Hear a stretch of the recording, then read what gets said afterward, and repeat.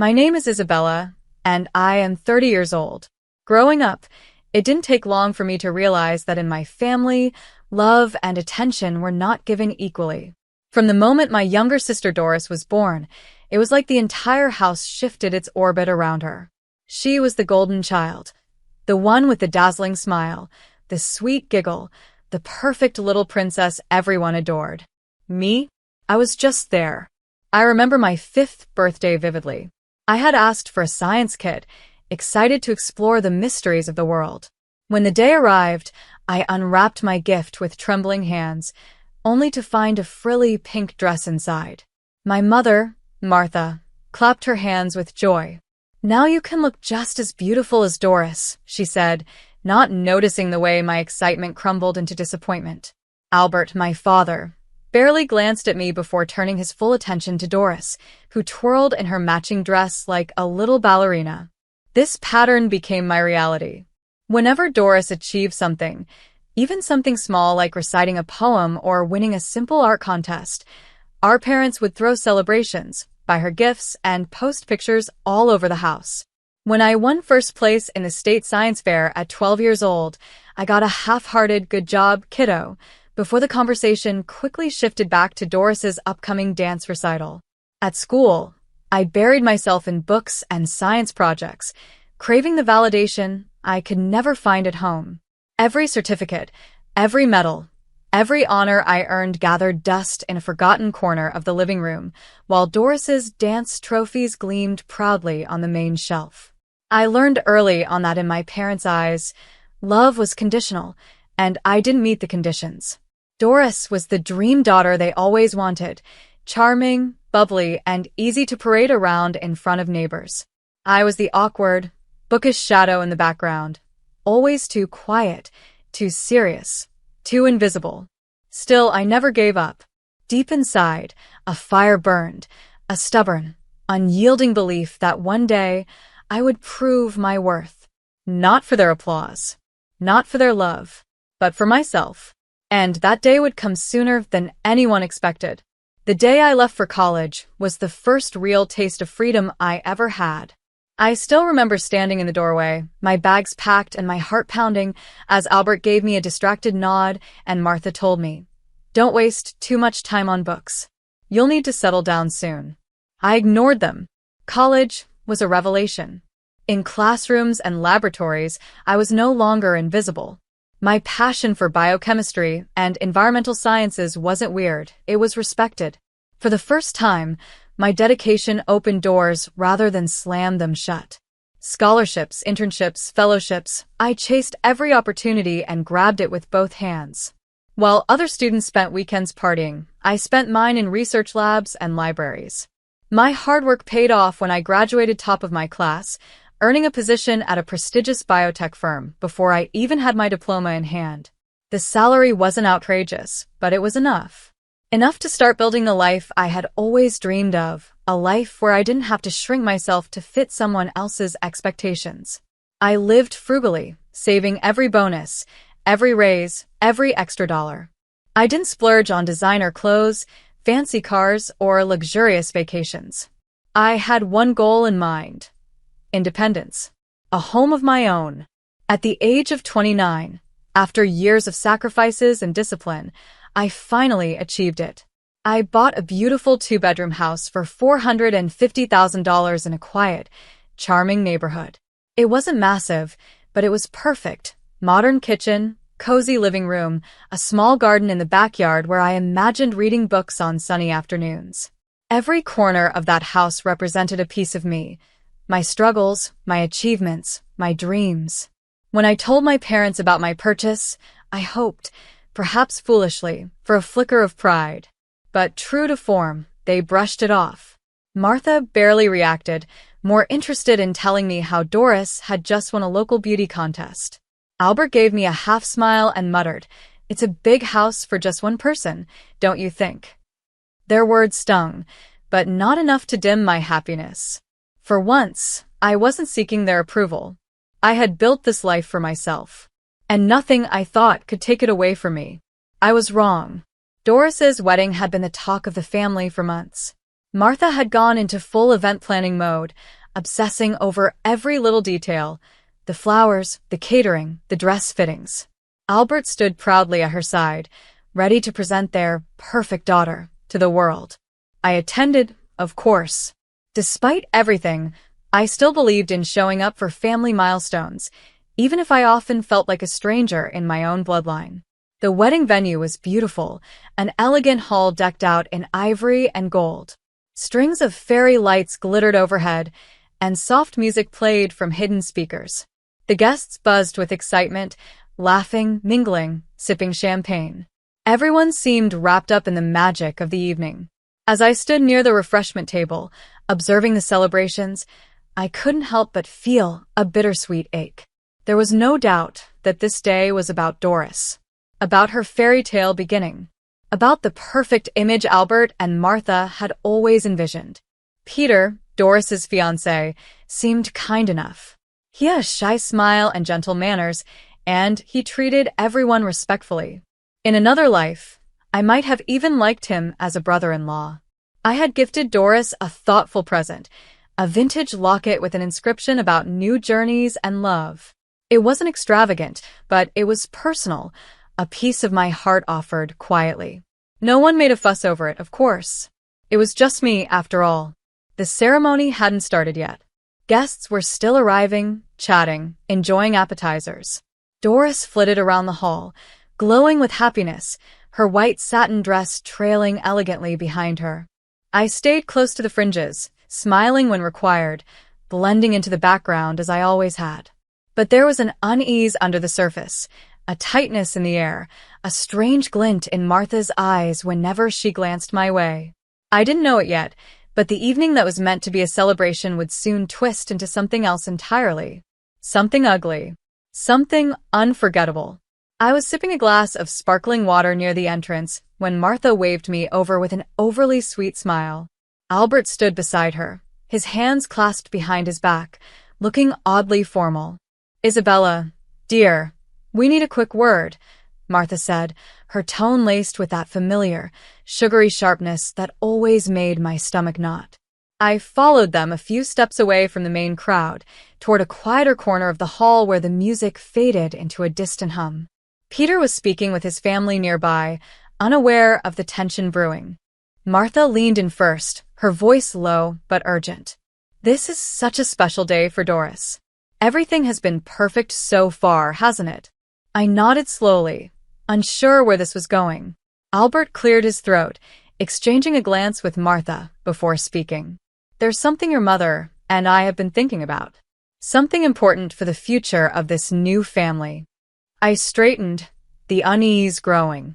"You have that beautiful house now," Martha said, her eyes shining not with affection, but calculation. "And you're single. You don't really need all that space." I blinked, the words landing heavily, their meaning slow to take shape. Albert stepped forward, smiling like he was offering me a great opportunity. "We think it would be the perfect wedding gift if you gave your house to Doris and Peter." For a moment, the world went silent around me. The clink of glasses, the soft laughter of guests, it all blurred into white noise. "You're serious?" I finally asked, my voice tight. "Of course," Martha said, as if it were the most natural thing in the world. "It's your duty as her sister. Family helps family." My hands curled into fists at my sides. I thought of the years of sacrifices, of lonely nights working overtime, of denying myself vacations, luxuries, even simple comforts, all to buy that house. My house. My achievement. I shook my head slowly, feeling the fire rise inside me. "No," I said firmly. "I'm not giving my house to anyone." Martha's smile dropped. Her eyes flashed with something darker, disappointment turning into fury. Albert's jaw clenched. Before I could take a step back, before I could even brace myself for the storm, Albert moved. And everything changed. Albert's hand moved so fast that at first, I didn't even realize what he was doing. In one furious motion, he grabbed the heavy metal cake stand from the nearby dessert table, the same elegant stand that had been holding Doris's engagement cake just moments before. Without a word, Without a shred of hesitation, he swung it at me. The metal struck the side of my head with a sickening crack. A white-hot flash of pain exploded behind my eyes. I stumbled backward, clutching my head, feeling warm blood seep between my fingers. Gasps rippled through the room. Plates clattered to the floor. Someone screamed.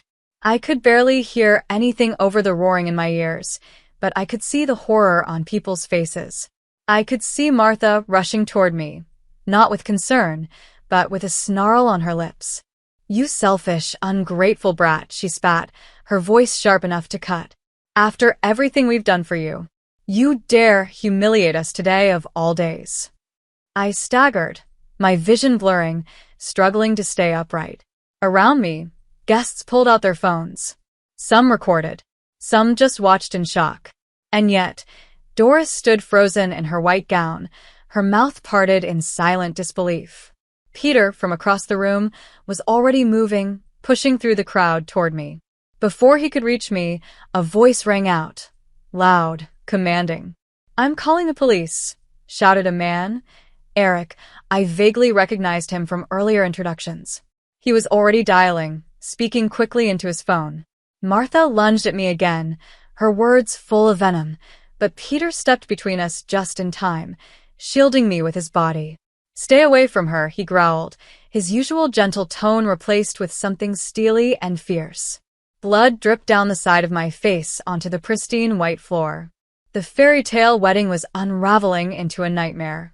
Within minutes, the sound of sirens sliced through the air. Red and blue lights flashed against the glass walls of the venue. Paramedics rushed in first, their hands gentle as they led me away from the chaos, pressing gauze against my head. Behind me, I heard the click of handcuffs.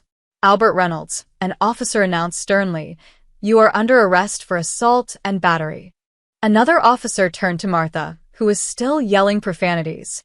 "You too, ma'am," he said coldly, pulling her hands behind her back. The world blurred again as the paramedics guided me toward the ambulance. I wasn't sure if it was the injury or just the heartbreak, but the only thing I knew for certain was this. There was no going back. The scene outside the wedding hall was a blur of flashing lights, murmuring crowds, and hurried footsteps. As the paramedics eased me onto a stretcher, I could hear bits and pieces of conversations swirling around me. "Did you see that?" He hit her with a cake stand. "I recorded the whole thing. It's all on video." Unbelievable. At his own daughter's wedding. The paramedics worked swiftly, wrapping my head, checking my vitals, and ensuring I remained conscious. I could see Eric nearby, still speaking to an officer, showing him the footage he had captured on his phone. Another guest, a woman I barely knew, came forward hesitantly, holding up her phone. "I recorded it too," she said. "You can have my copy." Within minutes, several guests volunteered their videos, their faces tight with anger and disgust. The officers gathered the evidence methodically, taking statements, ensuring that every piece of the story was documented. Meanwhile, Martha and Albert sat on the curb, both in handcuffs, both seething. Martha continued to hurl insults under her breath while Albert stared at the ground, his jaw set in grim silence. Peter hovered nearby, refusing to leave my side. His hands clenched and unclenched at his sides, the tension radiating off him like heat. "This was supposed to be a wedding," he muttered, more to himself than anyone else. "How could they turn it into this?" One of the officers approached me gently. "Miss Reynolds, we'll need a full statement once you're feeling better. For now, we're treating this as felony assault, given the severity of the attack and the presence of multiple eyewitnesses." I nodded weakly, the pain in my head throbbing with every beat of my heart. As they loaded me into the ambulance, I caught a glimpse of Doris standing at the entrance of the hall. Her wedding dress was still pristine, but her face was crumpled in despair. Peter's parents stood beside her, arms crossed, their faces dark with fury.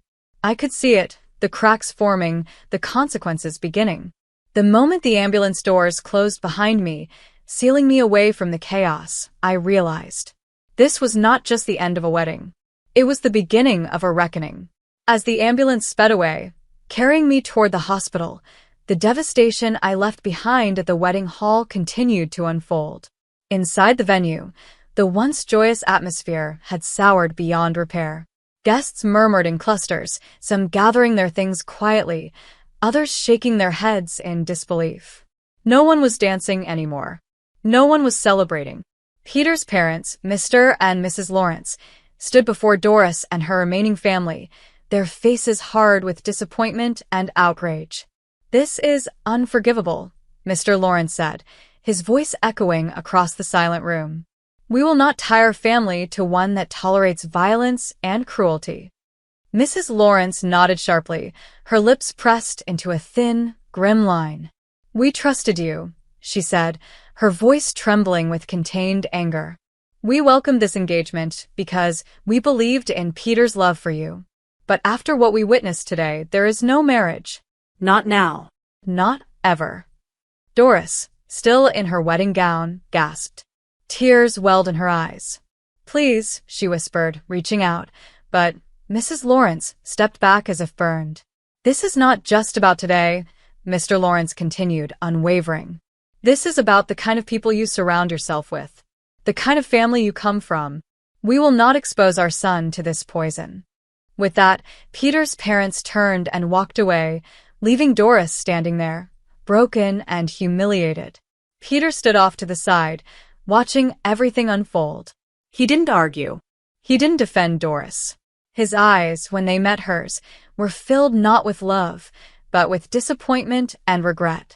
Slowly, the guests began to trickle out, murmuring awkward condolences or avoiding Doris altogether. In a matter of minutes, the wedding that had been planned for months dissolved into ashes.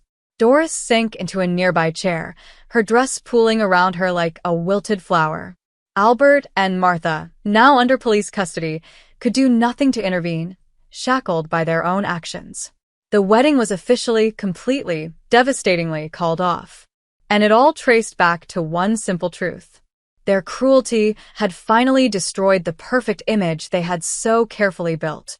The hospital room was small but quiet, a stark contrast to the chaos I had left behind.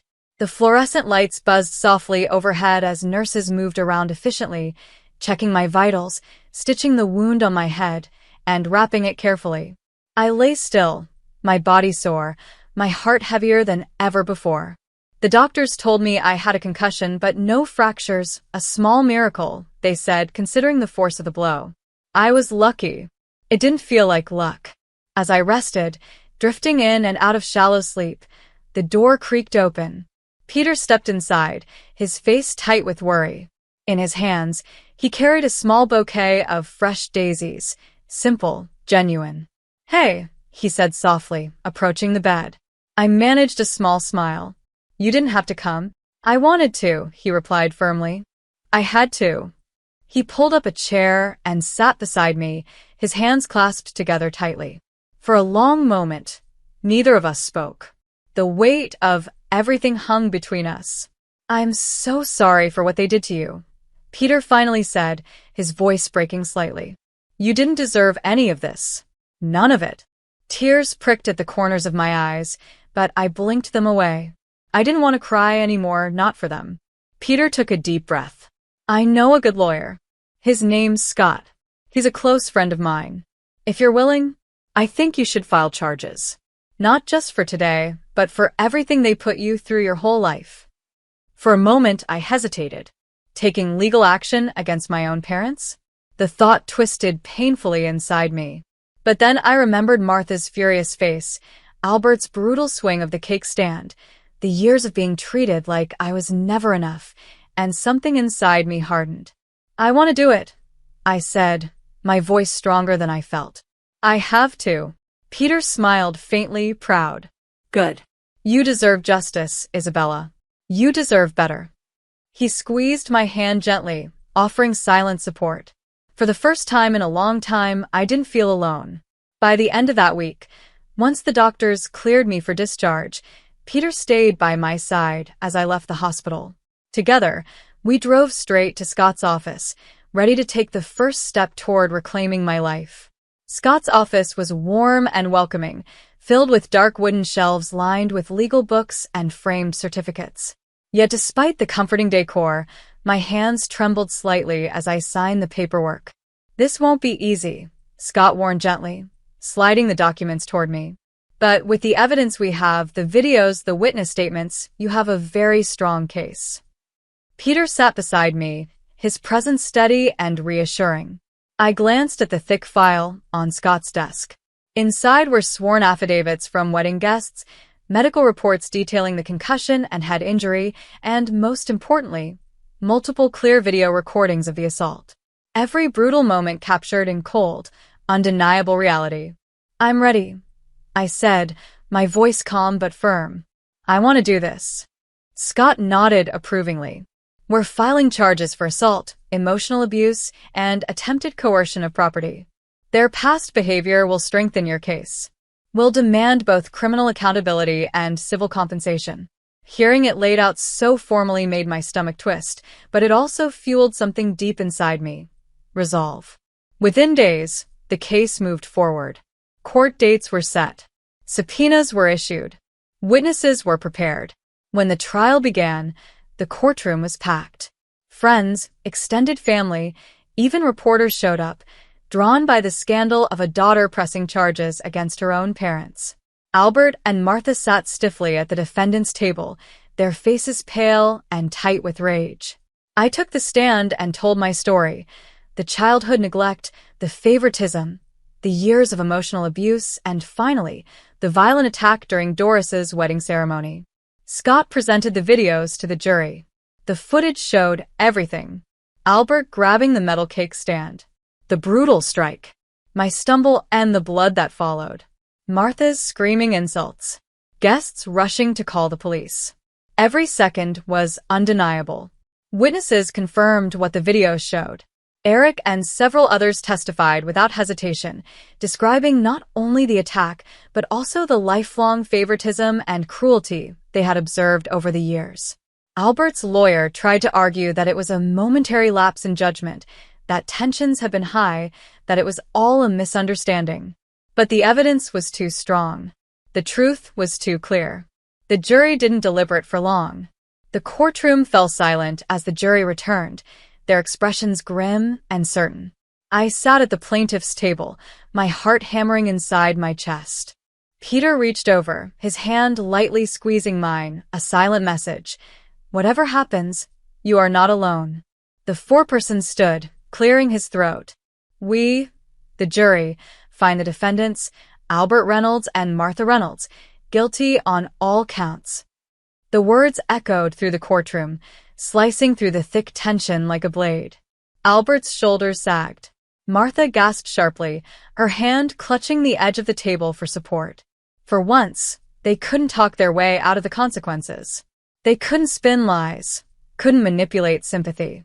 Justice was happening, right here, right now. Judge Hamilton, a stern woman with sharp glasses and an even sharper voice, wasted no time in sentencing. "In light of the overwhelming evidence presented," she said, her voice cold and steady, "and considering the lasting emotional damage inflicted upon the plaintiff, I hereby sentence Albert Reynolds and Martha Reynolds each to 8 years in state prison, without the possibility of parole before serving at least 6 years. A gasp rippled through the spectators. And further, the judge continued, "They are ordered to pay full restitution for the plaintiff's medical expenses, legal fees, and emotional distress damages." It was more than I had ever dared hope for. Albert and Martha were immediately handcuffed by the bailiffs, their expressions a twisted mix of shock and fury. As they were led away, Albert turned briefly, his eyes searching mine for any trace of forgiveness. He found none. I watched them disappear through the side doors of the courtroom, swallowed by the justice system they had so arrogantly believed would never touch them. As the gavel slammed down, signaling the end of the hearing, a huge breath I hadn't realized I was holding escaped my chest. It was over. The years of neglect, the cruelty, the betrayal, they had all led to this moment. And for the first time in my life, I wasn't just surviving. I was free. The bright afternoon sun kissed my face as I stepped out of the courthouse, the cool breeze carrying with it a sense of closure I had never known before. In one hand, I clutched the final paperwork, proof that justice had been served. In the other, I felt the warmth of possibility. Peter was waiting for me just outside the heavy wooden doors. He stood tall, dressed neatly in a navy suit, a hopeful smile tugging at his lips. Without a word, he walked up to me and gently brushed a strand of hair away from my face. "You did it," he said, pride shining in his eyes. "You stood up for yourself. You changed your life." "I couldn't have done it alone," I whispered, my throat tightening with emotion. Peter shook his head slowly. "You were always strong, Isabella. You just needed someone to believe in you like I do." He took a deep breath, the world seeming to pause around us. Guests and reporters bustled in the background, but in that moment, there was only Peter and me. From his pocket, he pulled out a small velvet box. My breath caught. "I know this isn't exactly the fairy tale timing," Peter said, his voice thick with sincerity, "but life isn't perfect. It's real, and I would rather build something real with you than chase any illusion." He opened the box to reveal a delicate, simple engagement ring, understated, beautiful, exactly the kind of thing I would have chosen myself. He dropped to one knee right there on the courthouse steps. "Isabella Reynolds," he said, "will you marry me?" Tears blurred my vision as 1,000 emotions rushed through me: joy, relief, hope, love. The pain of the past didn't disappear, but it no longer controlled me. I had survived it. I had risen from it. And now I was being offered a future I never thought I could have. "Yes," I whispered, then louder, "yes." The small group around us erupted into cheers and applause. Peter slipped the ring onto my finger, and I pulled him up into a tight embrace, laughing through my tears. A few months later, we held a simple but beautiful wedding surrounded by people who truly cared for us. No grand spectacles, no toxic expectations, just love, honesty, and hope. After the wedding, Peter and I moved into my house, our house, the same $450,000 home I had fought so hard to protect. Every wall, every room, every corner of that house stood as a testament to resilience, courage, and new beginnings. And for the first time in my life, I wasn't just living. I was truly, deeply, joyfully alive. Thank you so much for watching the full story. If you enjoyed it and want to hear more powerful and emotional journeys, please make sure to like the video, leave a comment to share your thoughts, and subscribe to the channel for more incredible stories every week. Your support means the world and helps us bring even more inspiring content to you. See you in the next story.